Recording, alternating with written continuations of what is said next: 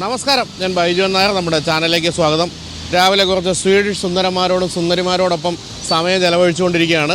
വോൾവോയുടെ കൊച്ചിയിലെ ഷോറൂമിൻ്റെ മുന്നിലാണ് ഞാനിപ്പോൾ നിൽക്കുന്നത്. ഇവിടെ കാണുന്നത് ഏറ്റവും വലിയ മോഡലായ XC90 ആണെങ്കിൽ C40 വരെയുള്ള ചെറുതും വലുതുമായ എല്ലാ മോഡലുകളും നിരന്ന് കിടക്കുന്നുണ്ട്. വോൾവോയുടെ കാര്യം പറയുകയാണെങ്കിൽ വോൾവോ ഇപ്പോൾ EVകളുടെ കാര്യത്തിൽ കാര്യമായ രീതിയിൽ മുന്നോട്ട് പോയിക്കൊണ്ടിരിക്കുകയാണ്. 2030 കൂടി വോൾവോയുടെ വാഹനങ്ങളിൽ വിൽക്കുന്നതിലെ 50% EVകളായിരിക്കുമെന്നാണ് കമ്പനി പറയുന്നത്. ഇപ്പോൾ അവിടെ തന്നെ എഴുതിയിട്ടുണ്ട് 1000+ വോൾവോ EVs ഓൺ ദ റോഡെന്ന്. അതായത് കാര്യമായ രീതിയിൽ EVകൾ പ്രതിമാസം വിറ്റുകൊണ്ടിരിക്കുന്നു. അപ്പോൾ നമ്മളിന്ന് ചെയ്യാൻ പോകുന്നത് വോൾവോയുടെ ഏറ്റവും പുതിയ മോഡലുകളിലൊന്നായ C40 റീചാർജ് എന്ന ഒരു EVയുടെ മൈലേജ് അളക്കുക എന്നുള്ളതാണ്. അതായത് ഇതിൻ്റെ റേഞ്ച് എത്ര കിട്ടും എന്നൊന്ന് നോക്കുക എന്നുള്ളതാണ് ഇന്നത്തെ എൻ്റെ ലക്ഷ്യം. ഇതിൻ്റെ റേഞ്ച് കമ്പനി പറയുന്നത് 530 പക്ഷേ ഐക്കാരിൻ്റെ സർട്ടിഫിക്കേഷൻ 683 കമ്പനി സാധാരണഗതിയിൽ മറ്റ് പല കമ്പനികളിൽ നിന്നും വ്യത്യസ്തമായിട്ട് വോൾവോ ഒക്കെ കിട്ടുന്നതേ പറയൂ എന്നുള്ള കാര്യമുണ്ട്. എങ്കിൽ പോലും ഈ വാഹനം സ്ഥിരമായി ഉപയോഗിക്കുന്ന പലരും പറയുന്നത് 550 to 600 കിലോമീറ്റേഴ്സ് റേഞ്ച് കിട്ടുന്നുണ്ട് എന്നുള്ള കാര്യമാണ്.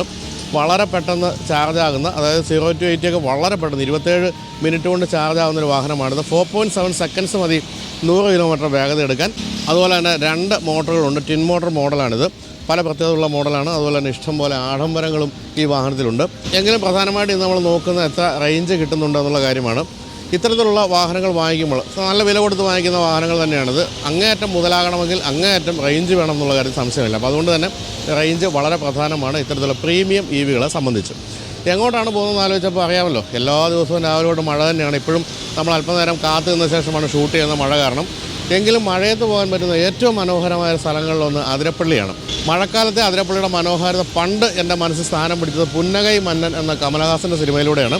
അതിൽ മഴക്കാലത്തെ അതിരപ്പള്ളി ഒരു കഥാപാത്രം തന്നെയാണ് എന്ന് പറയാം. അതിനുശേഷം മഴക്കാലത്ത് പലതവണ അതിരപ്പള്ളിയിൽ പോയിട്ടുണ്ട്.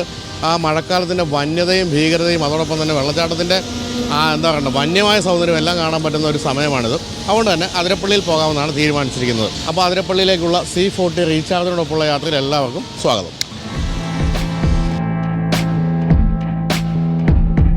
അപ്പോൾ യാത്ര തുടങ്ങുന്നതിന് മുമ്പ് എത്രത്തോളം ചാർജ് ഉണ്ടെന്ന് നോക്കാം. 100% ചാർജാക്കിയാണ് നമ്മുടെ വോൾവോ ഡീലർഷിപ്പിൻ്റെ തലവനായ ഷിൻഡോ നമുക്ക് വാഹനം തന്നിരിക്കുന്നത്. ഇതിൽ റേഞ്ച് കാണിക്കുന്നത് 500 കിലോമീറ്റേഴ്സാണ്.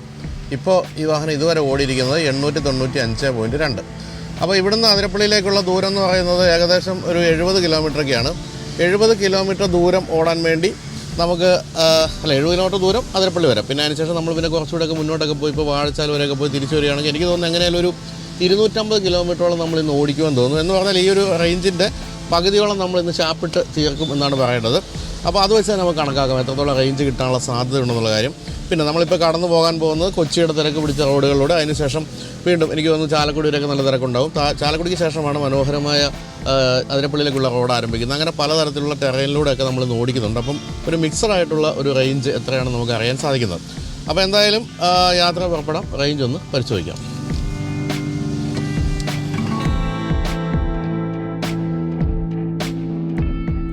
ഞാൻ 2 ദിവസം മുമ്പ് വരെ യൂറോപ്പിൽ ആയിരുന്നു. ഒരു 14 ദിവസത്തോളം നീണ്ട യാത്രയായിരുന്നു.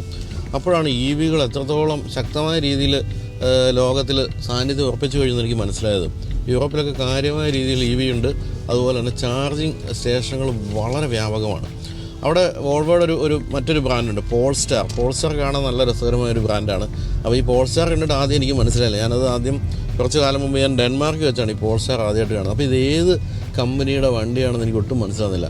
ശരിക്കും ഭയങ്കര ബോൾഡ് ലുക്കുള്ള ഒരു ഗംഭീര വാഹനമായിരുന്നു കണ്ടത്.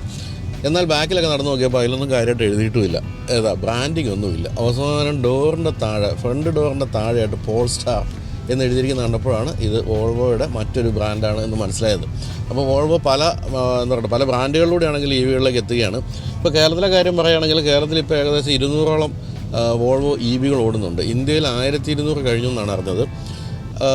എനിക്ക് തോന്നുന്നു 2040 കൂടി പൂർണ്ണമായിട്ടും EVകൾ മാത്രമായിരിക്കും വോൾവോ വിൽക്കുക എന്ന് പറഞ്ഞിട്ടുണ്ട്. ഈ വോൾവോയുടെ കാര്യത്തിൽ ഇവർ ഭയങ്കരമായിട്ട് എൻവറോൺമെൻറ്റ് കോൺഷ്യസ് ആയിട്ടുള്ള കമ്പനിയാണ്. ഇപ്പോൾ ഈ അടുത്ത കാലത്ത് ഇന്ത്യയിൽ 10,000 വൃക്ഷത്തൈകളൊക്കെ നട്ട് മറ്റൊരു വാഹന നിർമ്മാതാവും ചെയ്യാത്ത രീതിയിലുള്ള കാര്യങ്ങളൊക്കെ ചെയ്തു തുടങ്ങിയിട്ടുണ്ട്.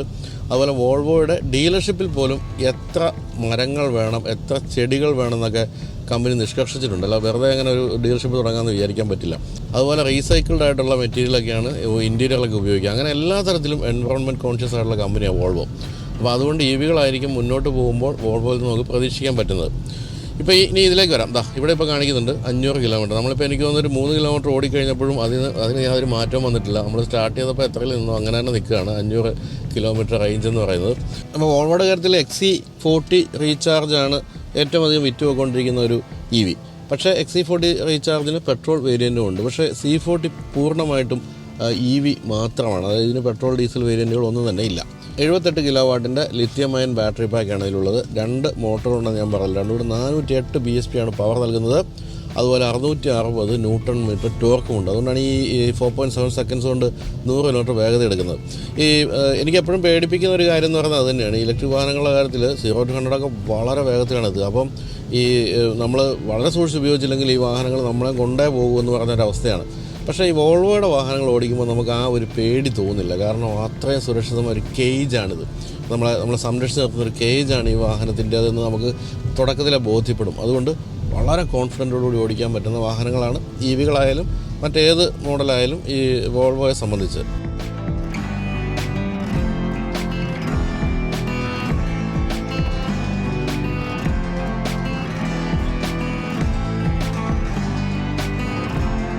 അപ്പോൾ അങ്ങനെ നമ്മൾ രാവിലെ ഇറങ്ങിയപ്പോൾ മഴയായിരുന്നെങ്കിലും ഇപ്പോൾ കൊടും വെയിലിലേക്ക് എത്തിയിരിക്കുകയാണ്. ശരിക്കും പറഞ്ഞാൽ വളരെ കാര്യമായ രീതിയിൽ ഫ്ലക്ച്വേറ്റ് ചെയ്യുകയാണ് ഇപ്പോൾ ഈ കാലാവസ്ഥ എന്ന് പറഞ്ഞാൽ. ഞാൻ പറഞ്ഞില്ലേ, കഴിഞ്ഞ ആഴ്ചയിലൊക്കെ ഞാൻ യൂറോപ്പിൽ സ്പെയിനും പോർച്ചുഗലും ഒക്കെയാണ് പോയത്. അപ്പോൾ ഈ പോർച്ചുഗലുള്ളവരൊക്കെ പറയുന്നത് പോർച്ചുഗലിലൊക്കെ ഒട്ടും പ്രതീക്ഷിക്കാൻ പറ്റാത്ത രീതിയിലേക്ക് കാലാവസ്ഥ മാറുന്നു എന്നുള്ളതാണ്. അത് രാവിലെ ഒരു 20 ഡിഗ്രിയാണ് ചൂടെങ്കിൽ ഉച്ച കഴിയുമ്പോഴത്തേക്ക് അത് 42 പോവാണ്. ആ രീതിയിൽ പെട്ടെന്നാണ് 20-25 ഡിഗ്രിയൊക്കെയാണ് ഫ്ലക്ച്വേറ്റ് ചെയ്തുകൊണ്ടിരിക്കുന്നത് ഈ ഒരു കാലാവസ്ഥ അല്ലെങ്കിൽ ചൂടെന്ന് പറയുന്നത്. അപ്പോൾ ഈ സഹാറ മരുഭൂമി എന്ന് പറയുന്ന ഓപ്പോസിറ്റ് ജിബ്രാൾട്ടർ സ്ട്രൈറ്റിൻ്റെ ഓപ്പോസിറ്റ് ഉണ്ട്. അവിടെ നിന്നുള്ള ചൂടുകാറ്റടിക്കുന്നു, അതോടൊപ്പം തന്നെ ആൽപ്സിൽ നിന്നുള്ള തണുത്ത കാറ്റടിക്കുന്നു. ഇതെല്ലാം കൂടി ഇങ്ങനെ വളരെ പെട്ടെന്ന് സംഭവിക്കുന്നതുകൊണ്ട് ഇങ്ങനെ ടെമ്പറേച്ചർ ഡ്രോപ്പ് ആകുന്നൊരു പ്രശ്നമുണ്ട്. കേരളത്തെ സംബന്ധിച്ചും എൻ്റെ ഈ പ്രായത്തിനിടയ്ക്ക് ഇത്രയും മഴ പെയ്യുന്ന കാലഘട്ടം കണ്ടിട്ടില്ല. അപ്പോൾ ആ രീതിയിലുള്ള കാലാവസ്ഥാ വ്യതിയാനം സംഭവിക്കുന്നതിൻ്റെയൊക്കെ ഒരു പ്രധാനപ്പെട്ട കാരണം പരിസ്ഥിതി മലിനീകരണം തന്നെയാണല്ലോ. അപ്പോൾ ഇത്തരത്തിലുള്ള വാഹനങ്ങളെ സംബന്ധിച്ച് നോക്കുകയാണെങ്കിൽ അങ്ങനെ ഒരു സംഭവം ഇല്ല, 0 ആണെന്ന് പറയാം. ഇതുവരെ പ്രത്യേകിച്ചൊരു മലിനീകരണം ഉണ്ടാക്കുന്നില്ല. പിന്നെ എക്കണോമിക്കലായിട്ട് ഓടിച്ചുകൊണ്ട് നടക്കാമെന്നുള്ള മറ്റൊരു കാര്യം. ഇപ്പോൾ ഈ വാഹനത്തെ സംബന്ധിച്ച് ഞാൻ പറഞ്ഞില്ലേ, ഒരു 27 മിനിറ്റ് മതി 80% സ്പീഡ് ചാർജറാണെങ്കിൽ ഫാസ്റ്റ് ചാർജറിൽ ചാർജ് ചെയ്യാം. പക്ഷേ വീട്ടിലെ സാധാരണ ചാർജറിലാണെങ്കിൽ നമുക്കൊരു 1.5 രൂപയേ ആകുന്നുള്ളൂ കിലോമീറ്ററിന്, നമ്മൾ ഫുൾ ചാർജ് ആയിട്ട് ഓടിച്ചുകൊണ്ട് പോകുമ്പോൾ. അത് വളരെ എക്കണോമിക്കലാണ്. കാരണം ഇത്തരത്തിലുള്ള വലിയ വാഹനങ്ങളുടെ പെട്രോളൊക്കെ ആണെങ്കിൽ മൈലേജ് വളരെ കുറവായിരിക്കും എന്നറിയാമല്ലോ. അപ്പോൾ അതുകൊണ്ട് എന്താ സംഭവിക്കുന്നത് വെച്ചാൽ, ഇപ്പോൾ ഈ വോൾവോയിൽ ഞാനിപ്പോൾ അന്വേഷിച്ച് പറഞ്ഞത്, നേരത്തെ ഒരു 10-15 ലക്ഷം രൂപയുടെയൊക്കെ വാഹനങ്ങൾ വാങ്ങിച്ചിരുന്നവർ, പക്ഷേ അവർക്ക് വാഹനങ്ങൾ വാങ്ങിക്കാൻ കപ്പാസിറ്റി ഉണ്ട്, കൂടുതൽ വില കൂടിയ വാഹനങ്ങൾ വാങ്ങിക്കാൻ കപ്പാസിറ്റി ഉണ്ട്. പക്ഷേ അതിന് ശേഷമുള്ള മെയിൻ്റനൻസ് കോസ്റ്റ് ആലോചിച്ച് അവർ വാങ്ങിക്കാത്തത്. അങ്ങനെയുള്ളവർ ഇതിലേക്കൊക്കെ തിരിഞ്ഞിട്ടുണ്ട്. ഇപ്പോൾ ഇതിന് സർവീസ് കോസ്റ്റ് എന്ന് പറയുന്നത് ഇല്ല എന്ന് തന്നെ പറയാം. കാരണം എഞ്ചിനും ഗിയർ ബോക്സും ഒന്നും ഇല്ലല്ലോ, ഒരു കാര്യം ഇല്ലാത്തതുകൊണ്ട് ഇതിന് പ്രത്യേകിച്ച് സർവീസ് കോസ്റ്റ് ഒന്നുമില്ല. പിന്നെ ഈ 1.5 രൂപ താഴെയൊക്കെ മതി നമുക്ക് റണ്ണിങ് കോസ്റ്റ്. അതുകൊണ്ട് ഇത്തരത്തിലുള്ള വാഹനം വാങ്ങിച്ചാൽ ആദ്യത്തെ ഒരു ഇൻവെസ്റ്റ്മെൻ്റ് അല്ലാതെ അതിന് ശേഷം ഒരു പൈസയും ചിലവില്ല. അപ്പോൾ അതുകൊണ്ട് നിങ്ങൾ പ്രീമിയം വാഹനം വാങ്ങിക്കാൻ ഉദ്ദേശിക്കുന്നുണ്ടെങ്കിൽ പെട്രോളിലേക്കോ ഡീസലിലേക്കോ പോകാതെ പ്രീമിയം വാഹനങ്ങൾ EVയിലേക്ക് പോകുന്നത് വളരെ ഗുണകരമായിരിക്കും. അതുകൊണ്ട് തന്നെ പ്രീമിയം വാഹനങ്ങളുടെ സർവീസ് കോസ്റ്റ് എന്ന് പറയുന്നത് നിങ്ങളെ പിന്നെ പേടിപ്പിക്കില്ല.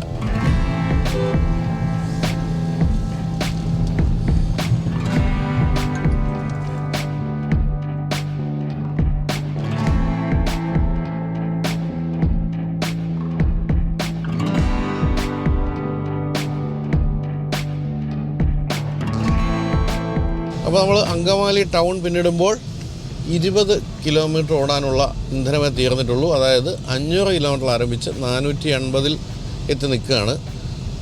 വേറൊരു കാര്യമുണ്ട്, ഇപ്പോൾ ഇലക്ട്രിക് വാഹനങ്ങൾ ഓടിക്കുന്ന ഒരു രീതിയുണ്ട്. നമ്മളിപ്പോൾ ഫുൾ കാല് കൊടുത്തങ്ങ് ചവിട്ടി പിടിച്ച് പോയാൽ റേഞ്ച് വളരെ കുറയും, ഒരു ഒപ്റ്റിമം സ്പീഡിൽ. അതായത് ഇപ്പം ഞാൻ പോയിക്കൊണ്ടിരിക്കുന്നത് 70-ലാണ്. ഒരു 70-80 മാക്സിമം 90 വരെയൊക്കെയുള്ള സ്പീഡാണെങ്കിൽ നമുക്ക് നല്ല റേഞ്ച് കിട്ടും. അതുപോലെ തന്നെ ഈ ഒരു റീജനറേറ്റീവ് ബ്രേക്കിംഗ് എന്ന് പറയുന്ന പരിപാടി ഉള്ളതുകൊണ്ട് തന്നെ ഇടയ്ക്കിടയ്ക്ക് ബ്രേക്ക് ചെയ്യേണ്ടി വന്നാൽ വീണ്ടും മൈലേജ് കൂടുതൽ കിട്ടും.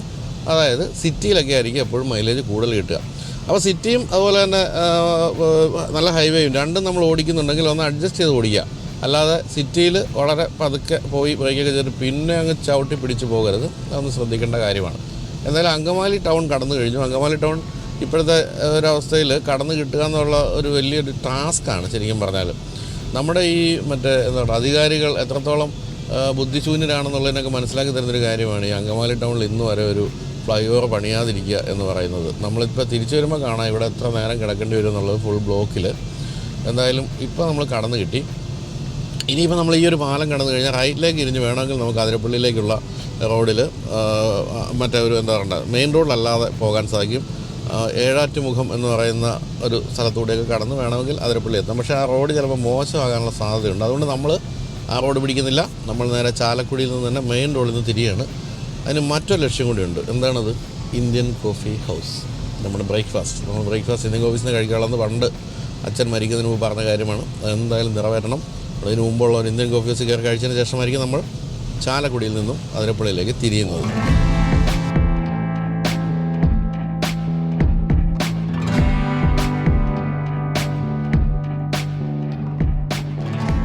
അപ്പോൾ നമ്മൾ ഇന്ത്യൻ കോഫി ഹൗസിൽ നിർത്തുകയാണ്.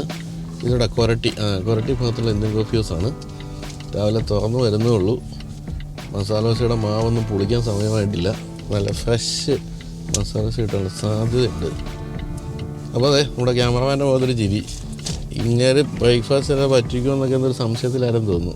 വിഷമിക്കണ്ട, മസാല ദോശയും വാടയും കഴിക്കാം.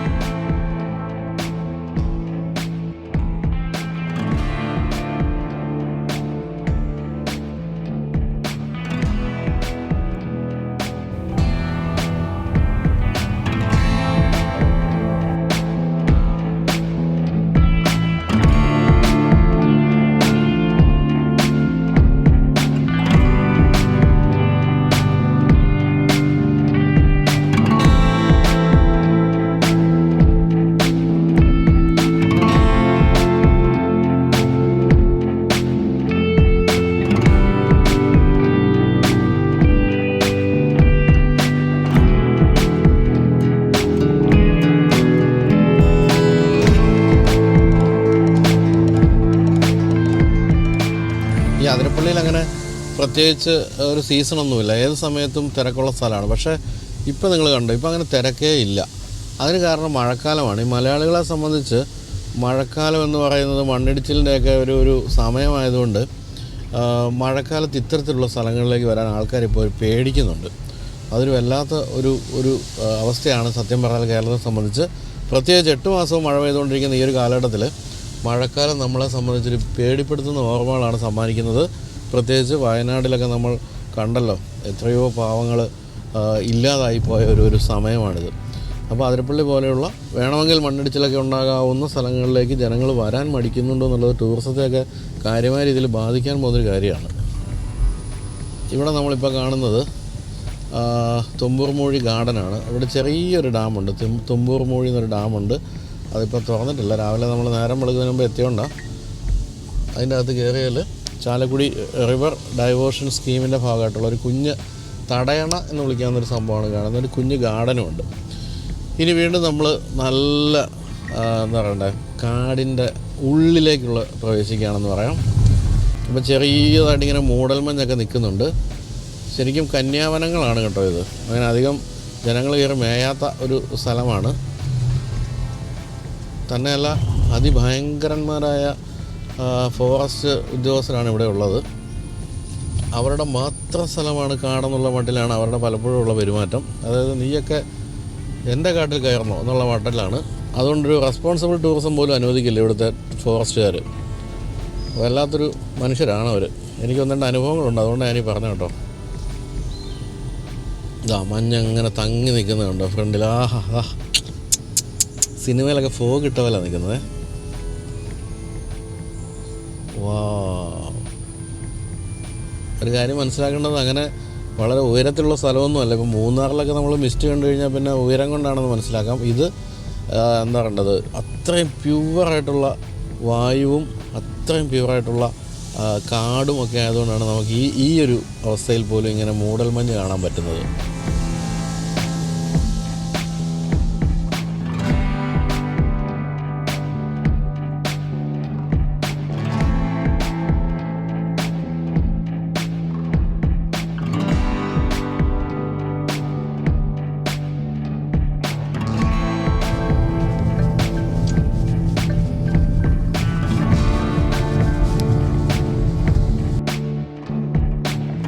അപ്പോൾ നമുക്ക് ചാലക്കുടി പുഴയുടെ ആദ്യ ദർശനമാണ് ഇപ്പോൾ കണ്ടുകൊണ്ടിരിക്കുന്നത്.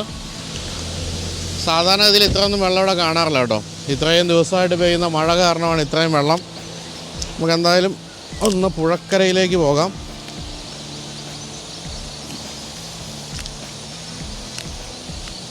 വെള്ളച്ചാട്ടത്തിൽ നിന്നും ചാടി മറിഞ്ഞു വരുന്ന പുഴയാണ്. എനിക്ക് തോന്നുന്നു കേരളത്തിലെ ഏറ്റവും വന്യമായ പുഴകളിലൊന്നാണിത്.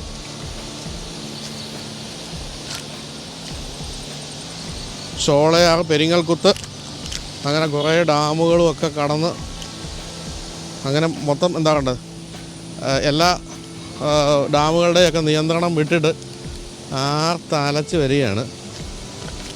ആരും ഇനി എന്നെ തടയാനില്ല എന്നുള്ള അഹങ്കാരമല്ലേ പുഴയ്ക്ക് എന്ന് ഞാൻ ചോദിച്ചു പോവുകയാണ്.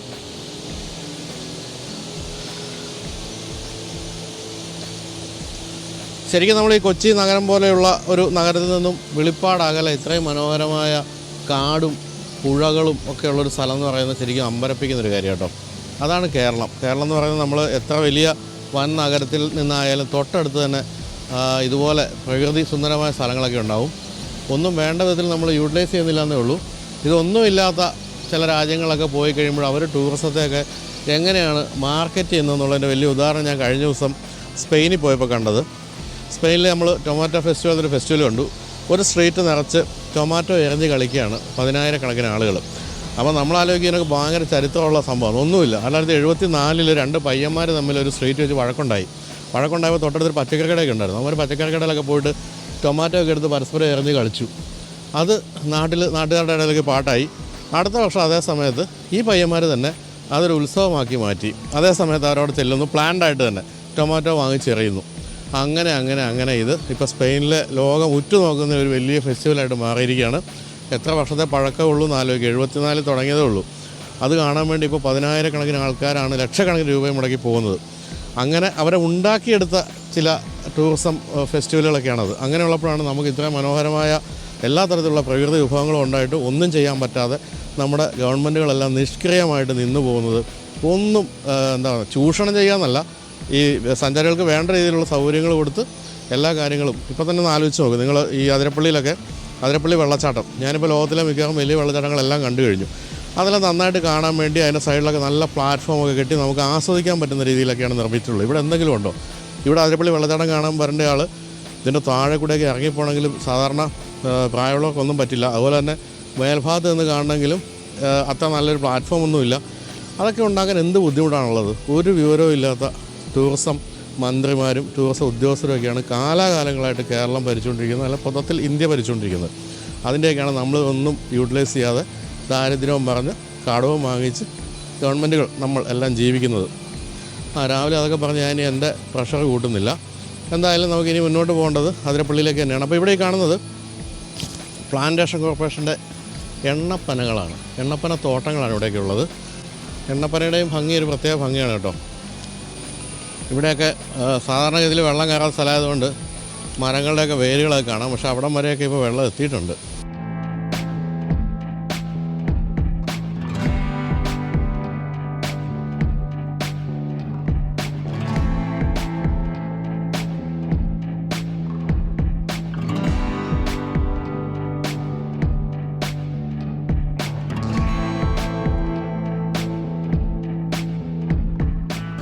വന്യമൃഗങ്ങൾ ധാരാളമുള്ള സ്ഥലമായതുകൊണ്ട് ഇവിടെ കണ്ടോ വീടുകളുടെ ചുറ്റുമൊക്കെ ഇലക്ട്രിക് ഫെൻസിങ് ആണെന്ന് തോന്നുന്നു കൊടുത്തിരിക്കുന്നത്. നമ്മളിപ്പോൾ ജസ്റ്റ് ഒന്ന് ഇവിടുത്തെ പാലത്തിൽ കൂടെ ഒന്ന് വണ്ടി ഓടിച്ചു എന്നേ ഉള്ളൂ. മെയിൻ റോഡ് വിട്ടിട്ട് ഒന്ന് സൈഡിലേക്ക് തിരിഞ്ഞതാണ്. ഈ പാലം വന്നതിന് ശേഷം അതിരപ്പള്ളിയിലേക്കുള്ള ദൂരം വേണമെങ്കിൽ ഒന്ന് കുറച്ച് ഇവിടെ എത്താവുന്ന അവസ്ഥയുണ്ട്. അതായത് നമ്മൾ അങ്കമാലി വെച്ച് കണ്ട റോഡിലൂടെ തിരിഞ്ഞാൽ, എനിക്ക് എൻ്റെ ഓർമ്മ ശരിയാണെങ്കിൽ 12 കിലോമീറ്റർ ലാഭമുണ്ട് ഈ റോഡിലൂടെ ഈ പാലത്തിലേക്ക് എത്തിക്കഴിഞ്ഞാൽ. പക്ഷേ ഈ പാലത്തിന് കാര്യമായ രീതിയിൽ കേടുപാട് സംഭവിച്ചായിരുന്നു നമ്മുടെ 2018 മഴക്കാലത്ത്. അതായത് ഇതിൻ്റെ മുകളിലുള്ള മരങ്ങളൊക്കെ കടപുഴകി വന്നിട്ട് ഈ പാലത്തിൻ്റെ താഴത്തെ തൂണിലൊക്കെ ഇടിച്ചിട്ട് കുറേ തൂണുകൾക്ക് കേട് സംഭവിച്ചതെന്ന് അടച്ചിട്ടു. പക്ഷേ ഇപ്പോൾ വീണ്ടും എല്ലാ പ്രശ്നങ്ങളും തീർന്നു.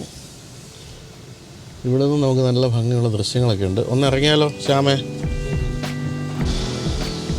അങ്ങനെ ഈ പാലത്തിൽ നോക്കുമ്പോൾ ആ കാണുന്ന മലകളുടെ അവിടുന്ന് ലെഫ്റ്റിലേക്കുള്ള വഴി പോയി കഴിഞ്ഞാൽ മലയാറ്റൂർ വഴി നമുക്ക് വേണമെങ്കിൽ അങ്കമാലിയിലെത്താം. ഇവിടെ റൈറ്റിലേക്ക് തിരിഞ്ഞ പോലെ ഏഴാറ്റുമുഖം വഴി വേണമെങ്കിൽ അങ്കമാലിയിലെത്താം. ഇവിടുന്ന് തിരിച്ചു പോയി റൈറ്റ് കഴിഞ്ഞാൽ അതിരപ്പള്ളി അങ്ങനെ അങ്ങ് പോവുകയും ചെയ്യാം. എല്ലാത്തിനും ഒരു ജംഗ്ഷനാണ് ഈ ഒരു പാലം എന്ന് പറയാം. ഇതാ നമുക്ക് പുഴ വീണ്ടും ഭംഗിയായിട്ട് കാണാം. ശരിക്കും പറഞ്ഞാൽ അവിടുന്ന് നോക്കി ആ വളവ് തിരിഞ്ഞ് കുറച്ചുകൂടെ പോയി കഴിഞ്ഞാൽ വെള്ളച്ചാട്ടം എത്തും. പക്ഷേ പുഴയിലൂടെ പോവുക അസാധ്യമായതുകൊണ്ട് അങ്ങനെ പോകാൻ പറ്റില്ല. ഇപ്പോൾ എന്നെ സംബന്ധിച്ച് പറയുകയാണെങ്കിൽ എൻ്റെ ഈ കരിയറിൽ കുറേ പ്രാധാന്യമുള്ള ഒരു പാലമാണിതെന്ന് പറയാം. കാരണം ഏഷ്യാനിലൊക്കെ പ്രോഗ്രാം ചെയ്യുന്ന സമയത്ത് എനിക്ക് തോന്നുന്നു ഒരു 150 അതിനപ്പുറത്തേക്കുള്ള എപ്പിസോഡുകൾ നമ്മൾ ഷൂട്ട് ചെയ്തിട്ടുണ്ട് ഈ ഒരു പാലത്തിൽ വെച്ച്. അവിടുന്ന് വണ്ടി ഓടി വരുന്നു, അവിടുന്ന് ഇങ്ങോട്ട് ഓടി വരുന്നു, പാലത്തിന് നടുക്കിട്ട് ഷൂട്ട് ചെയ്യുന്നു, നാട്ടുകാർ ചീത്ത വിളിക്കുന്നു, അങ്ങനെ പല കാര്യങ്ങളും നടന്നിട്ടുണ്ട്. എന്നാലും നമ്മൾ ഈ യൂട്യൂബ് ചാനലിലേക്ക് വന്നതിൽ പിന്നെ അധികമൊന്നും ഇങ്ങോട്ട് വരാറില്ല. കാരണം നമുക്ക് കളമശ്ശേരിയിൽ സർക്കാർ ഗംഭീരമായ ഒരു റോഡ് പണിത് വെച്ചിരിക്കുന്നതുകൊണ്ട് നമ്മൾ അവിടെയാണ് അധികം ഷൂട്ട് ചെയ്യുന്നത്. അപ്പോൾ ഇവിടെ നോക്കി ഈ വാഹനത്തിൻ്റെ ഒരു ഭംഗി കാണാം. ഭംഗി എന്ന് വെച്ചാൽ ഞാനിപ്പോൾ ഇത് പറയുമ്പോൾ നിങ്ങൾക്ക് തോന്നും അയ്യോ ഇത് ഈയിടെ വന്ന 1-2 വാഹനങ്ങളുടെ ഒരു സ്റ്റൈലിംഗ് അല്ല എന്ന്. പക്ഷേ അതൊക്കെ ഇപ്പോൾ വന്നതല്ലേ. ഇത് വന്നിട്ട് കുറച്ചാലായല്ലോ. അതായത് കൂപ്പെ സ്റ്റൈലിംഗ്, SUV കൂപ്പെ എന്ന് പക്ക വിളിക്കാവുന്നൊരു വാഹനമാണിത്. ഇതിൻ്റെ വെല്ലേട്ടൻ എന്ന് വിളിക്കാവുന്ന XC40 ഒരു പൂർണ്ണമായും SUV ആണെങ്കിൽ ഇതിൻ്റെ കാര്യത്തിൽ ഇത് കൂപ്പയായി. ഇവിടെ നിന്ന് ഇങ്ങനെ താഴേക്ക് ചെരിഞ്ഞിറങ്ങുന്ന ഒരു റൂഫ് ലൈൻ, അതാണല്ലോ ഈ കൂപ്പകളുടെ സ്റ്റൈലിങ്. ഈ ബ്ലാക്ക് നല്ല ഭംഗിയായിട്ടുണ്ട്. എന്തായാലും ആരും തിരിഞ്ഞു നോക്കുന്ന രീതിയിലുള്ളൊരു ഭംഗി ഈ ഒരു വാഹനത്തിൻ്റെ സ്റ്റൈലിങ്ങിനുണ്ടെന്നുള്ളൊരു സംശയമില്ല. അപ്പോൾ നമുക്കിനി അതിരപ്പള്ളി വെള്ളച്ചാട്ടത്തിലേക്ക് പോകാം അല്ലേ. കൂടുതൽ തിരക്കാകുന്നതിന് മുമ്പ് വെള്ളച്ചാട്ടം അത് കാണാം. അതിനുശേഷം അത് കഴിഞ്ഞ് വീണ്ടും മുന്നോട്ട് പോകുമ്പോൾ ചാർപ്പ എന്ന് പറയുന്ന അവിടെ ഒരു വെള്ളച്ചാട്ടം കൂടെ ഉണ്ട്. അതെനിക്ക് തോന്നുന്നു കൂടുതൽ അടുത്ത് നമുക്ക് കാണാൻ പറ്റും. കൂടുതൽ അടുത്ത് കാണാമെന്ന് വെച്ചാൽ റോഡിനോട് ചേർന്ന്, അതാണ് ചാർപ്പ വെള്ളച്ചാട്ടത്തിൻ്റെ പ്രത്യേകത. ഇനി അവിടെ ക്ലോസ് ചെയ്തിട്ടുണ്ടോ എന്ന് പോലും എനിക്ക് അറിഞ്ഞൂടാ. കാരണം ആ രീതിയിൽ അവിടെ വെള്ളം റോഡിലേക്ക് എത്താറുണ്ട്. ഏതായാലും ഒന്ന് പോയി നോക്കാം.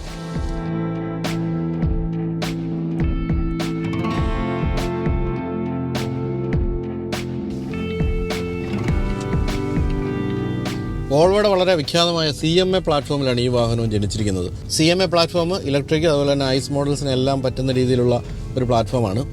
ഇപ്പോൾ നമ്മൾ മുൻഭാഗത്തൊക്കെ കാണുമ്പോൾ, ഇൻറ്റീരിയറിൻ്റെ മുൻഭാഗത്തൊക്കെ കാണുമ്പോൾ വോൾവോ ആണ് എന്നങ്ങ് എഴുതി വെച്ചിരിക്കുകയാണ്. കാരണം ആ രീതിയിൽ ഒരു വോൾവോയ്ക്കായിട്ടുള്ള ഒരു സമീപനമാണ് സ്വീകരിച്ചിരിക്കുന്നത്. പ്രത്യേകിച്ച് ഇങ്ങനെ ഉയർന്നു നിൽക്കുന്ന വെർട്ടിക്കലായിട്ട് നിൽക്കുന്ന 9 ഇഞ്ച് ഈ സ്ക്രീന്, അതുപോലെ തന്നെ 12.3 ഇഞ്ചിൻ്റെ വലിയ ഒരു ഇൻസ്ട്രുമെൻറ്റ് ക്ലസ്റ്റർ, ഇതെല്ലാം വോൾവോയുടെ അതേ രീതികളാണ്. ഇതുപോലെ വെർട്ടിക്കലായിട്ടുള്ള AC വെൻറ്റുകൾ, ഇതെല്ലാം നമ്മൾ ആദ്യം കണ്ടത് XC90-ലാണെന്നാണ് എൻ്റെ ഓർമ്മ. അതിനുശേഷം ഇപ്പോൾ മറ്റ് പല മോഡലുകളിലേക്കും തുടർന്ന് വരുന്നുണ്ട്. ഇവിടെയൊക്കെ നല്ല രസമുള്ള ടെക്സ്റ്റേർഡ് ബ്ലാക്ക് ഫിനിഷാണ് കൊടുത്തിരിക്കുന്നത്. ഇതിലെ മറ്റൊരു പ്രധാനപ്പെട്ട താരം എന്ന് പറയുന്നത് ഹാമൻ ഗാർഡൻ്റെ കിടിലനൊരു മ്യൂസിക് സിസ്റ്റമാണ്. പാട്ട് വെച്ച് കഴിഞ്ഞാൽ എനിക്ക് കോപ്പിറൈറ്റ് അടിക്കുന്നുള്ളതുകൊണ്ട് ഞാൻ കേൾപ്പിക്കില്ല, കട്ടായമാണ് കേൾപ്പിച്ച സമയത്തൊക്കെ എനിക്ക് ഒരു 2 സെക്കൻഡ് കേൾപ്പിച്ചാൽ പോലും കോപ്പിറൈറ്റ് അടിക്കുന്നുണ്ട്. എന്തൊരു കഷ്ടമാണെന്ന് ആലോചിച്ചോണം. എന്തായാലും അതൊരു മൂവിങ് തിയേറ്ററായിട്ട് ഇതിനെ മാറ്റുന്നുണ്ട്. പിന്നെ എല്ലാ തരത്തിലുള്ള ഫീച്ചേഴ്സും, അതായത് ഈ ഒരു ആൻഡ്രോയിഡ് ബേസ്ഡ് ആയിട്ടുള്ള എല്ലാ ഫീച്ചേഴ്സും ഇതിനകത്ത് കൊടുത്തിട്ടുണ്ട്. പിന്നെ 360 ഡിഗ്രി ക്യാമറ പോലുള്ള കാര്യങ്ങൾ കൊടുത്തിട്ടുണ്ട്. വോൾവോയുടെ സേഫ്റ്റിയുടെ കാര്യത്തിൽ ഞാൻ അതിനെപ്പറ്റി ഒന്നും മിണ്ടുന്നില്ല. കാരണം അത് മിണ്ടിക്കഴിഞ്ഞാൽ ഞാൻ അതിരപ്പള്ളിയിൽ നിന്നല്ല അങ്ങ് വാൾപ്പാറ പോയിട്ട് തിരിച്ചു വന്നാലും തീരില്ല. അത്രയധികം വിശേഷങ്ങളാണ് ഇതിൻ്റെ സേഫ്റ്റിയെ പറ്റി പറയാനുള്ളത്. അത് പറഞ്ഞ് ഞാൻ ബോറടിപ്പിക്കുന്നില്ല. എന്തായാലും ബാക്കി എല്ലാ തരത്തിലും അങ്ങേയറ്റം ഒരു യൂട്ടിലിറ്റി ആംഗിൾ നോക്കിയാൽ ഗംഭീരമാണ്. അതുപോലെ തന്നെ എലഗൻസിൻ്റെ കാര്യത്തിൽ ഒട്ടും മോശമല്ല. ഇവിടെ നമുക്ക് വയർലെസ് ചാർജിങ് കൊടുത്തിട്ടുണ്ട് ഫോണിനൊക്കെ. അതുപോലെ നല്ല രസമാണ് ഈ ഗിയർ ലിവർ നല്ല ഇതിനെ വിളിക്കേണ്ടത്. വേണമെങ്കിൽ ഡ്രൈവ് സെലക്ടർ എന്നാണല്ലോ ഇപ്പോൾ പുതിയ ഭാഷ ഈ EVയുടെ കാര്യത്തിൽ. അതൊക്കെ നല്ല രസകരമായിട്ടുണ്ട്. ധാരാളം സ്റ്റോറേജ് സ്പേസുകളുണ്ട്. പിന്നെ കണ്ടോ അൽക്കാൻഡ്ര സീറ്റുകളൊക്കെയാണ്, അതുകൊണ്ട് തന്നെ നല്ല ഗ്രിപ്പുണ്ട്. വോൾവോയുടെ സീറ്റുകൾ എപ്പോഴും ഈ ഡോക്ടേഴ്സാണ് ഡിസൈൻ ചെയ്തെന്ന് കേട്ടിട്ടുണ്ട്. ആ രീതിയിൽ നടുവൊക്കെ ചേർന്നിരിക്കുന്നുണ്ട്. പിന്നെ വളരെ ഉയർന്ന പ്രൊഫൈൽ, നിങ്ങളിപ്പോൾ മനസ്സിലാക്കുന്നുണ്ടാവും, നല്ല ഉയർന്ന പ്രൊഫൈലാണ്. പക്ക ഒരു SUVക്ക് ചേർന്ന ഒരു സീറ്റിംഗ് പൊസിഷനാണ്. പിന്നെ പനോരമിക് സൺറൂഫ്, സ്ലൈഡ് ചെയ്യാൻ പറ്റില്ല, പക്ഷേ ഫുൾ ടൈം ഇങ്ങനെ ഓപ്പൺ ആയിട്ടിരിക്കും. പക്ഷേ അൾട്രാ വയലറ്റ് റേസിനൊന്നും ഉള്ളിലേക്ക് വിടുന്നില്ല. അതുകൊണ്ട് തന്നെ ഏത് ചൂടിലും കൊണ്ടുപോയിട്ടാലും ഉൾഭാഗം ചൂടാകുന്നില്ല. കണ്ടില്ല, ഇപ്പോൾ ഇതിൽ ഗ്ലാസ്സിൽ തൊട്ടാൽ പോലും ചൂടൊന്നുമില്ല. അങ്ങനെ എല്ലാ തരത്തിലും വളരെ കംഫർട്ടബിളായിട്ടുള്ളൊരു വാഹനമാണ്. XC40യുടെ ഉൾഭാഗമായിട്ട് കാര്യമായ രീതിയിൽ സാമ്യമുണ്ട്, അതിന് സംശയമില്ല. എങ്കിൽ പോലും ഒരു കാര്യം ഉണ്ട്, അതായത് ഒരു EV ആണെന്ന് നിങ്ങൾക്ക് ഉൾഭാഗത്തിരുന്നാൽ കണ്ടുപിടിക്കാൻ ബുദ്ധിമുട്ടെന്ന് വെച്ചാൽ അതീവ ബുദ്ധിമാന്മാരായ എന്നെപ്പോലുള്ളവർ കണ്ടുപിടിക്കായിരിക്കും അല്ലേ. നിങ്ങൾ എത്ര പേർക്ക് ബുദ്ധിമുണ്ടെന്ന് എനിക്ക് അറിഞ്ഞുകൂടാ. എന്തായാലും ഇപ്പോൾ ഇതിലൊക്കെ ബാറ്ററി ചാർജിങ് അല്ലെങ്കിൽ റേഞ്ച് ഒക്കെ കാണിക്കുന്ന കാര്യങ്ങളൊക്കെ നോക്കുമ്പോഴാണ് നമുക്ക് മനസ്സിലാവുന്നത് EV ആണ്. അല്ലെങ്കിൽ ഒരിക്കലും ഒരു EVയുടേതായ രീതികളൊന്നും തന്നെ ഇല്ല. സാധാരണ ഒരു പെട്രോൾ അല്ലെങ്കിൽ ഡീസൽ വാഹനത്തിൻ്റെ ഉൾഭാഗം തന്നെയാണ് നമുക്ക് കാണാൻ സാധിക്കുന്നത്. എക്സ്റ്റീരിയറിലും വോൾവോയുടെ മറ്റു വാഹനങ്ങൾ വ്യത്യസ്തമായിട്ട് ഗ്രില്ലൊന്നും അടച്ചു വെച്ചിരിക്കുന്നതെന്ന് ഒഴിച്ച് നിർത്തിയാൽ ഒരിക്കലും ഇതിനൊരു ഇലക്ട്രിക് വാഹനത്തിൻ്റെ രൂപമൊന്നുമില്ല. ഒരു സാധാരണ നോർമൽ രൂപം തന്നെയാണ് കൊടുത്തിരിക്കുന്നത്. പിന്നെ ഇവിടെയൊക്കെ ബ്ലാക്ക് ഫിനിഷൊക്കെ കൊടുത്തിരിക്കുന്നതൊക്കെ എനിക്ക് വളരെ ഇഷ്ടപ്പെട്ടു. വളരെ ഒരു പ്രീമിയംനെസ് ഇതിന് സമ്മാനിക്കുന്നുണ്ട്. ഇനിയിപ്പോൾ നമ്മൾ ഓടിയത് എത്രയാണ്, എത്ര കിലോമീറ്റർ ഇന്ധനം ബാക്കിയുണ്ടെന്നൊക്കെ ചോദിക്കുകയാണെങ്കിൽ നമ്മളിപ്പോൾ ഓടിയിരിക്കുന്നത് 64, 74, 79. അപ്പോൾ 80 കിലോമീറ്റർ അടുത്ത് ഓടിയപ്പോൾ നമുക്ക് 70 കിലോമീറ്റർ ഓടാനുള്ള ഇന്ധനമേ കത്തിയുള്ളൂ. അതായത് ഇപ്പോഴും ഇതിൻ്റെ അകത്ത് ബാക്കി 86% അഥവാ 430 കിലോമീറ്റർ ഓടാനുള്ള ഇലക്ട്രിസിറ്റി ബാക്കിയുണ്ട്. 80 കിലോമീറ്റർ ഓടിയപ്പോഴും 70 കിലോമീറ്ററിൻ്റെ ഇലക്ട്രിസിറ്റിയെ കത്തി പോയിട്ടുള്ളൂ കേട്ടോ. നമുക്ക് നോക്കാം ഇനി പോയി തിരിച്ചു വരുമ്പോഴേക്കും എന്തായിരിക്കും അവസ്ഥ എന്നുള്ള കാര്യം.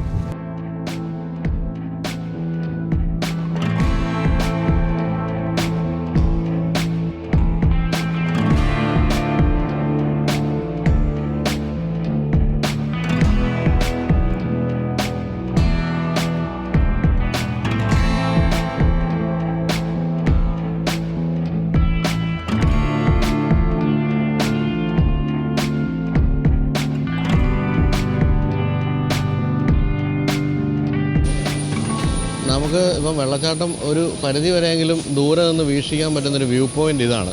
ഞാൻ നേരത്തെ പറഞ്ഞില്ലേ, ഇപ്പോൾ ഇതിൻ്റെ മുന്നിൽ, അതായത് വെള്ളച്ചാട്ടം മുന്നിലായിട്ട് ഒരു നല്ലൊരു പ്ലാറ്റ്ഫോം, ഒരു റൗണ്ട് പ്ലാറ്റ്ഫോം വരികയും അവിടെ നിന്നുകൊണ്ട് നമുക്ക് വെള്ളച്ചാട്ടം നാട്ട് കാണാൻ പറ്റുകയും ചെയ്യുന്നൊരവസ്ഥയൊക്കെ വേണം. അതിന് പകരം നമ്മൾ ഇത്രയും ദൂരെ നിന്നാണ് കാണുന്നത്.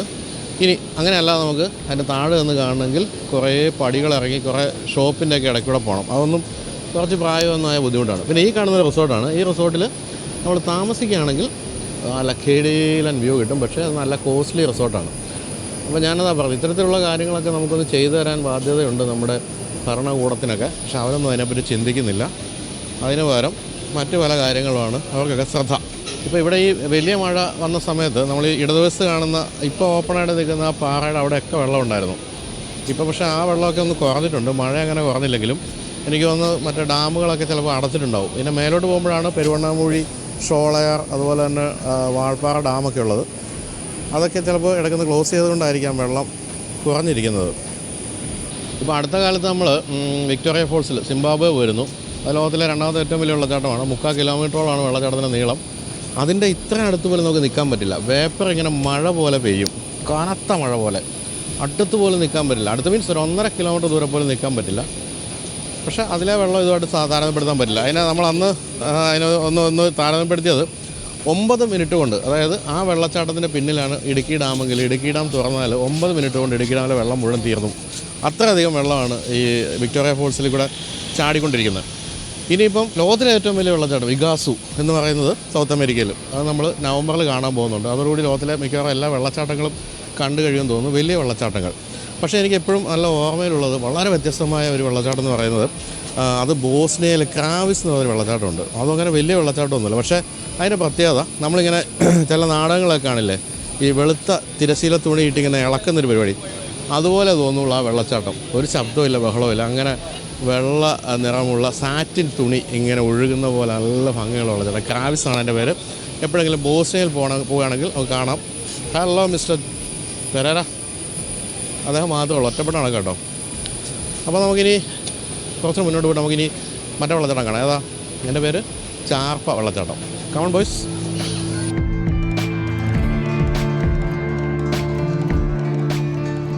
ആ റൈറ്റ് സൈഡിൽ കാണുന്ന ആ സ്റ്റെപ്പിൽ കൂടിയാണ് നമ്മൾ വെള്ളച്ചാട്ടത്തിൻ്റെ മേൽഭാഗത്തേക്ക് എത്തേണ്ടത്. അതുവഴി കുറച്ചങ്ങ് നടക്കണം. ചൂട് കാലത്ത് ഒരു രക്ഷയില്ല ആ നടപ്പ്. അങ്ങനെ ആ പാറക്കെട്ടുകളൊക്കെ ഇങ്ങനെ ചൂടായിട്ട് നിന്നിട്ട് വല്ലാത്തൊരു ചൂടാണ് അനുഭവപ്പെടുക. ഇപ്പോൾ നല്ല തണുപ്പുണ്ടാവും.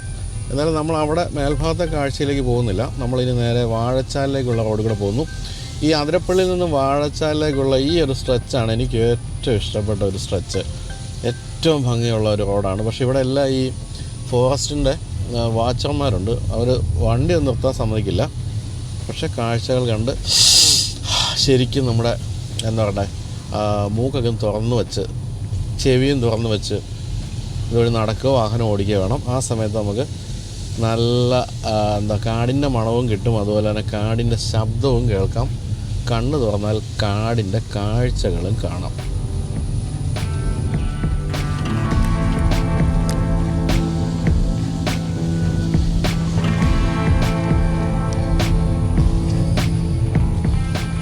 അപ്പോൾ ഇനി നമ്മൾ കാണുന്ന മുളങ്കാടുകളുടെ സംഗീതം എന്നൊക്കെ പണ്ട് കവി പാടിയതുപോലെ നമ്മളിപ്പോൾ ഇവിടെ നിൽക്കുകയാണെങ്കിൽ കാറ്റൂടെ ഉണ്ടെങ്കിൽ ഈ മുളകൾ തമ്മിൽ ഒരഞ്ഞിട്ടൊരു ശബ്ദം കേൾക്കും. നല്ല രസകരമാണ്. പക്ഷേ ഇവിടെ നിർത്തിക്കഴിഞ്ഞാൽ ഫോറസ്റ്റുകാരുടെ മുളകളുടെ ശബ്ദമായിരിക്കും കേൾക്കാൻ പോകുന്നത്. അതുകൊണ്ട് നമ്മൾ നിർത്തുന്നില്ല. ഈ സ്ട്രെച്ചും ഈ പറഞ്ഞ പോലെ നിരവധി ബൈജു എൻ നായർ വീഡിയോകൾക്ക് എന്താ പറയുക ലൊക്കേഷനായിട്ടുള്ളൊരു സ്ഥലമാണ്. നമ്മൾ അങ്ങ് അടുത്ത് വണ്ടി കൊണ്ടിട്ട് ഷൂട്ട് ചെയ്യും. ഇവിടുന്ന് വാച്ചർ നടന്നെത്തുമ്പോഴേക്കും അവിടെ നിന്ന് ഓടി രക്ഷപ്പെടും. അങ്ങനെ കഷ്ടപ്പെട്ട് ബുദ്ധിമുട്ടി ആണ് ഇവിടെയൊക്കെ ഷൂട്ട് ചെയ്തിരുന്നത്.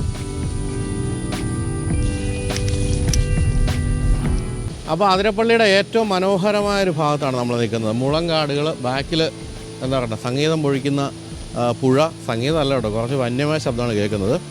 ഇവിടെ എല്ലായിടത്തും ശരിക്കും പറഞ്ഞാൽ കാടങ്ങനെ നിറഞ്ഞു നിൽക്കുകയാണ്. ഇവിടെ അങ്ങനെ വാഹനം നിർത്തിയിടരുത്, അത് ശരിയല്ല, കാരണം നിയമവിരുദ്ധമാണ്. നമ്മൾ പിന്നെ ഈ സ്ഥലം ഒന്ന് കാണിക്കാൻ വേണ്ടി നിർത്തിയെന്നുള്ളൂ. എന്നാലും അത് നോക്കി ഇരുട്ടത്ത് കിടക്കുമ്പോൾ അതിൻ്റെ ആ ഒരു തോഴ്സ് ഹാമർ എന്ന് വിളിക്കുന്ന ഹെഡ്ലൈറ്റിൻ്റെ ഒരു ഭംഗിയുണ്ടോ, തകർപ്പനല്ല, നല്ല രസമായിട്ടുണ്ട്. ഇതിങ്ങനെ ഈ കുറച്ച് ഇരുട്ടത്തോടെ ഓടി വരുന്ന കാണാൻ നല്ല ഭംഗിയാണ്. പ്രത്യേകിച്ച് വാഹനത്തിൻ്റെ നിറവും ബ്ലാക്ക് തന്നെയാണ്. അപ്പോൾ ഇനി നമുക്ക് ചാർപ്പ വെള്ളച്ചാട്ടം തേടി പോകാം. കാരണം ഇപ്പോൾ വരും ഫോറസ്റ്റ് വാർഡന്മാരെന്ന് വിളിക്കുന്ന ആളുകൾ ഇപ്പോൾ നമ്മൾ അന്വേഷിച്ചു വരും. ഇവിടെ നിർത്തിയിടുന്നതാണല്ലോ.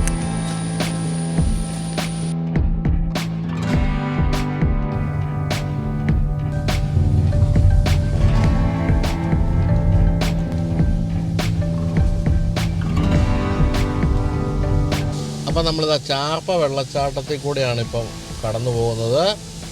ഇത് ഈ റോഡിൻ്റെ മുകളിലേക്ക് വീഴുന്ന അത്രയും വെള്ളച്ചാട്ടം വരാറുണ്ട് ചില സമയത്ത്. ഇതിൻ്റെ മുകളിൽ എന്താണ് ഈ പണിത് വെച്ചിരിക്കുന്നത്? ഇത് കാണാനുള്ള ഒരു എന്താ പറയുക വ്യൂവിങ് ഗാലറി ആണോ എന്ന് എനിക്ക് അറിഞ്ഞുകൂടാ. അതാണോ സംഭവിക്കാൻ പോകുന്നതെന്ന് അറിഞ്ഞുകൂടാ. എന്തായാലും ഇപ്പം അത് വെള്ളച്ചാട്ടം കാണുന്നതിന് തടസ്സമായിട്ട് അങ്ങനെ നിൽക്കുകയാണ്. എന്തോ വലിയ പ്ലാനാണെന്ന് തോന്നുന്നു.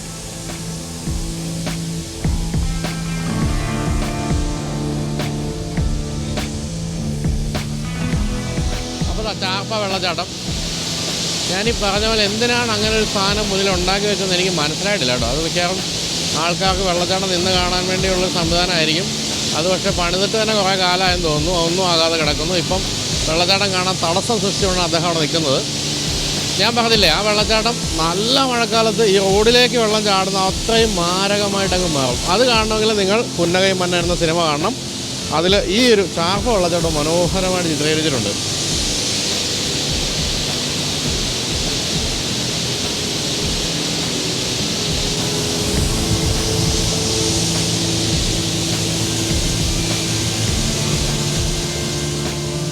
അവിടെ അപ്പോൾ ഈ പോകുന്ന വഴിയിലൊക്കെ അണ്ണാൻ കുഞ്ഞ് തന്നാലായതെന്ന് പറഞ്ഞ പോലെ ചില വെള്ളച്ചാട്ടങ്ങളുണ്ട്. ഇതായി കാണുന്നൊരു കുഞ്ഞു വെള്ളച്ചാട്ടം, പക്ഷേ അതിൻ്റേതൊരു ഭംഗിയുണ്ട് കേട്ടോ. എന്നിട്ട് നമ്മളങ്ങനെ ആ വഴിയും കൂടെ കടന്നു പോവുകയാണ്.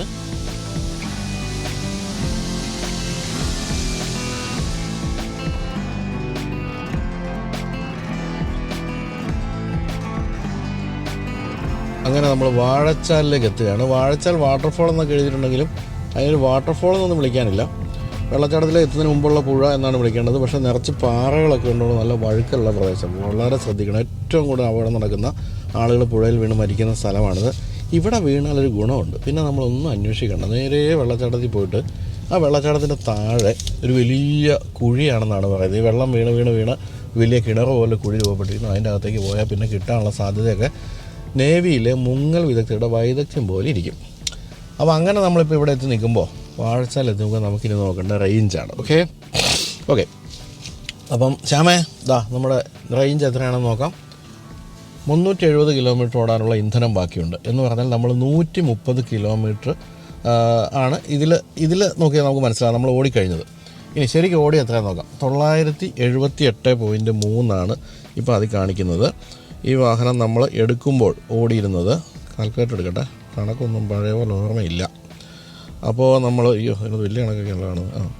അപ്പോൾ നമുക്ക് ഇപ്പോൾ ഉള്ളത് 978.3. നമ്മൾ വാഹനം എടുക്കുമ്പോൾ 895.2, 83.1 കിലോമീറ്ററാണ് നമ്മൾ ഓടിക്കഴിഞ്ഞത്.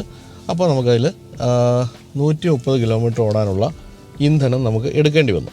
ഇത് നമുക്ക് തിരിച്ചു പോകുമ്പോൾ നോക്കാം എത്ര ഉണ്ടാകുന്നത്. കാരണം ഇതിപ്പോൾ നമ്മളിപ്പോൾ പല തവണ വെച്ചാൽ 150 പ്രാവശ്യം നിർത്തി ഇറങ്ങി ഷൂട്ട് ചെയ്യുന്നു, പിന്നെ ഞാൻ ഫോട്ടോ എടുക്കാൻ നിർത്തുന്നു. അങ്ങനെ പല തവണ നിർത്തിയുകൊണ്ടാണ് ഇത്രയുമെങ്കിലും ഇത് കൺസപ്ഷൻ ഉണ്ടായെന്നാണ് എനിക്ക് തോന്നുന്നത്. തിരിച്ചു പോകുമ്പോൾ നമ്മൾ ഇത്ര അധികം നിർത്തുന്നില്ല. അതുകൊണ്ട് നമുക്ക് തിരിച്ചു പോകുമ്പോഴത്തേക്ക് എത്ര ഉണ്ടാവും ബാക്കി, അതായത് ഡീലർഷിപ്പിൽ എത്തുമ്പോൾ എന്തുണ്ടാവും ബാക്കി എന്നാണ് നോക്കേണ്ടത്. ഇപ്പോഴത്തെ അവസ്ഥയിൽ 19% ചാർജാണ് 130 കിലോമീറ്റർ ഓടാൻ വേണ്ടി വന്നത്. അതൊട്ടും കൂടുതലല്ല. എങ്കിൽ പോലും തിരിച്ചെത്തുമ്പോഴാണ് നമുക്ക് കൃത്യമായിട്ട് ഇതിൻ്റെ ഒരു റേഞ്ച് അറിയാൻ പറ്റുന്നത്. അപ്പോൾ എന്തായാലും ഇവിടെ നമ്മളിനിയിപ്പോൾ ഈ വാഴച്ചാലിലേക്ക് പോകുന്നില്ല, മഴ പെയ്യുന്നുണ്ട്. നമുക്കൊന്ന് പോകുന്ന വഴി എവിടെയും നിർത്തിയിട്ട് വണ്ടിയുടെ ബാഹ്യ രൂപത്തെപ്പറ്റി കൂടി ഒന്ന് ചർച്ച ചെയ്തതിന് ശേഷം തിരിച്ച് എറണാകുളത്തേക്ക് പോകാം.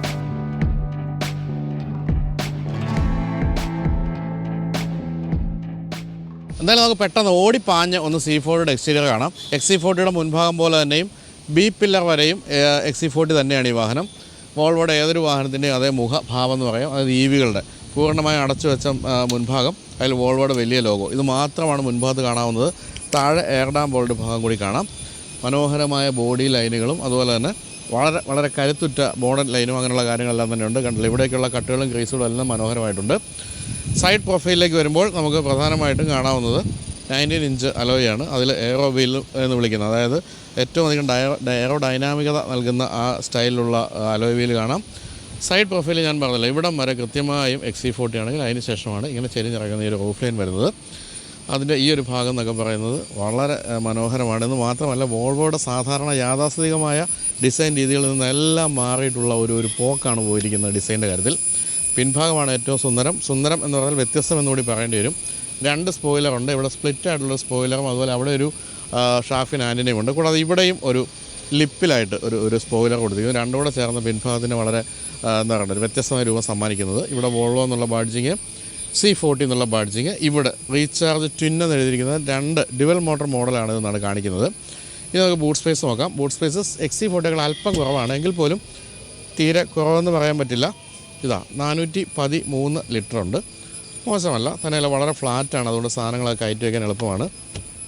ഇവിടെ ചാർജിങ്ങിൻ്റെ കേബിളുകളും മറ്റുമൊക്കെയാണ് കൊടുത്തിരിക്കുന്നത്.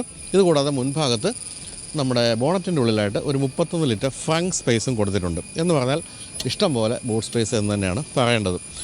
പിന്നെ മറ്റൊരു കാര്യം പറയാനുള്ളത് ഇതിൻ്റെ ചാർജിങ്ങിൻ്റെ കാര്യമാണ്. ഇപ്പോൾ നമ്മൾ ഈ വാഹനം വാങ്ങിക്കുമ്പോൾ അതിൻ്റെ കൂടെ ഒരു 11 kVയുടെ ഒരു വീട്ടിൽ ചാർജ് ചെയ്യാവുന്ന ചാർജർ കിട്ടുന്നുണ്ട്. കൂടാതെ 150 കിലോവാട്ടിൻ്റെ ചാർജർ പോലും ഇത് കോമ്പാറ്റബിളാണ്. എന്ന് പറഞ്ഞാൽ 27 മിനിറ്റ് കൊണ്ട് 80% ചാർജാകും എന്നുള്ളതാണ് പ്രത്യേകത.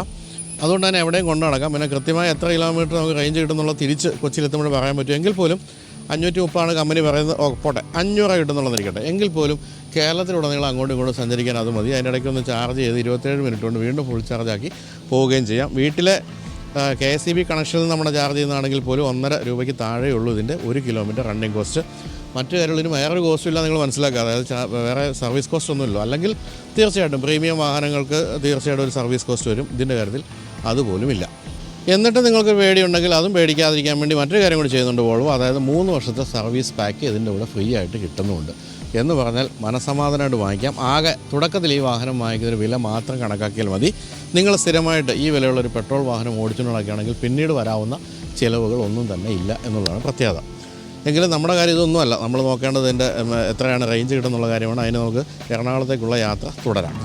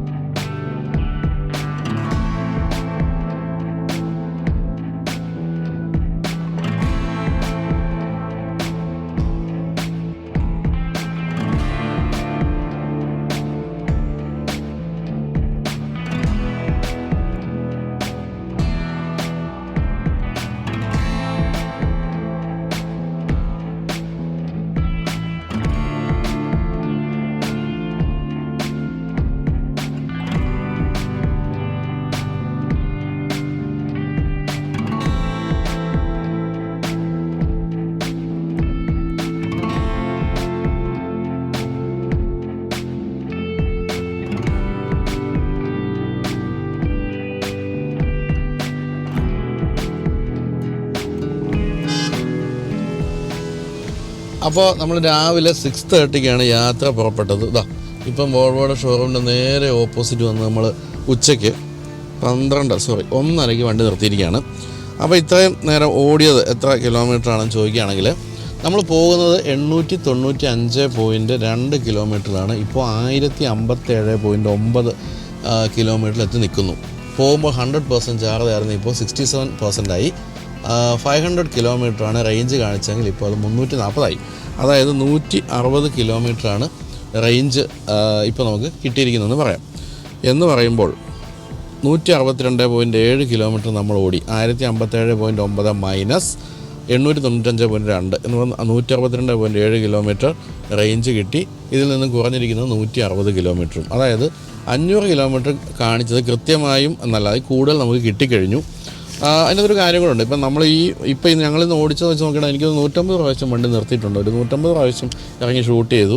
അതോടൊപ്പം തന്നെ നമ്മൾ 0 to 100 പരീക്ഷിച്ചു. അങ്ങനെ നല്ല വേഗതയൊക്കെ എടുത്തു. നല്ല ഹൈവേ ആയിരുന്നുകൊണ്ട് അതുകൊണ്ട് തന്നെ ഇതിനേക്കാൾ വളരെ കൂടുതൽ കിട്ടുമെന്നുള്ള ഒരു സംശയമില്ല.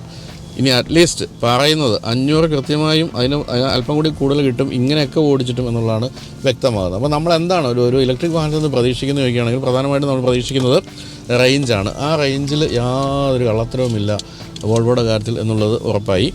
അപ്പോൾ നമുക്ക് ശരിക്കും പറഞ്ഞാൽ എത്ര എക്കണോമിക്കലായിട്ട് ഓടിച്ചുകൊണ്ട് നടക്കാൻ പറ്റുമെന്നുള്ളതിൻ്റെ ഒരു ഉദാഹരണം കൂടിയാണ് ഇപ്പോൾ ഇത്ര റേഞ്ച് കിട്ടിയിരിക്കുന്നത്.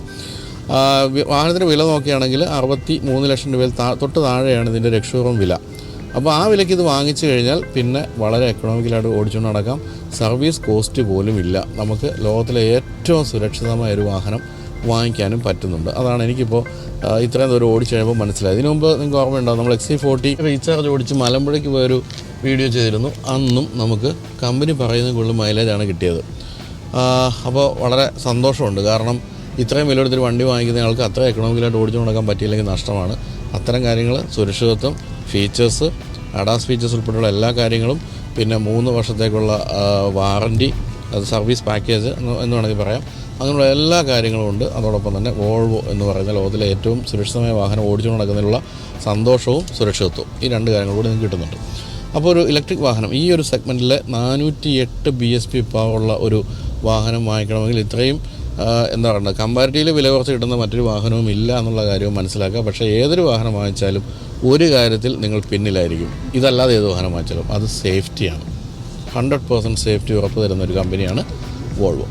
അപ്പോൾ ഇത്രയും പറഞ്ഞുകൊണ്ട് നമുക്ക് വാഹനം ഇനിയിപ്പോൾ നമ്മുടെ കേരള വോൾവോയിൽ മിസ്റ്റർ ഷിൻഡോയെ ഏൽപ്പിച്ച് ആഹാരം കഴിച്ച് പോകാമെന്ന് തോന്നുന്നു.